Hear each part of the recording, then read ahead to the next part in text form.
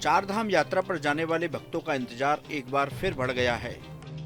Offline registration कराने के लिए श्रद्धालुओं को अभी और इंतजार करना होगा।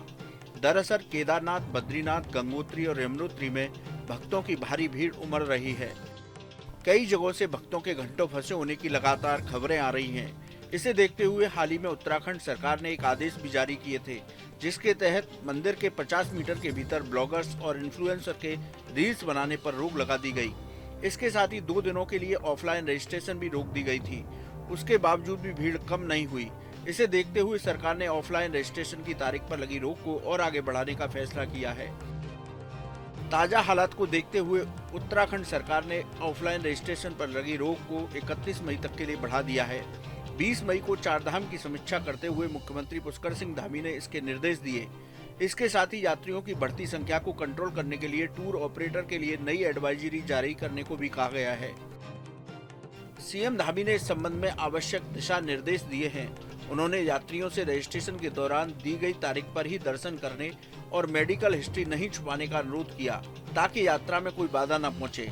दरअसल कई श्रद्धालु रजिस्ट्रेशन के दौरान दी गई तारीख से पहले ही चारधाम यात्रा पर पहुंच गए हैं, जिससे तीर्थ यात्रियों की संख्या बेहताशा बढ़ गई है। इसे रोकने के लिए स्थानीय स्तर पर आरटीओ और जिला प्रशासन की टीमों को सख्ती से चेकिंग करने को कहा गया है। बता दें कि चारधाम यात्रा में पहुंच रही बम्पर भीड़ के चलते यात्रा के स्लॉट फुल हो गए हैं, जिसके बाद पर्यटन विभाग की ओर से हरिद्वार में रजिस्ट्रेशन काउंटर बंद कर दिए गए। रजिस्ट्रेशन बंद होने से काउंटर पर सन्नाटा पसरा है। वहीं दूसरे राज्यों से पहुंच रहे श्रद्धालुओं को बड़ी परेशानी उठानी पड़ रही है।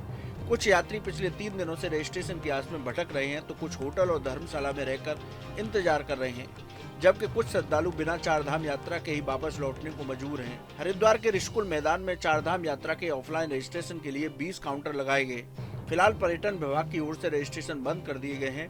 पहले 15 और 16 मई के लिए रजिस्ट्रेशन बंद किए गए थे। फिर दूसरे आदेशों में 19 मई तक के लिए नए रजिस्ट्रेशन पर रोक लगा दी गई और अब 31 मई तक रोक लगा दी गई है।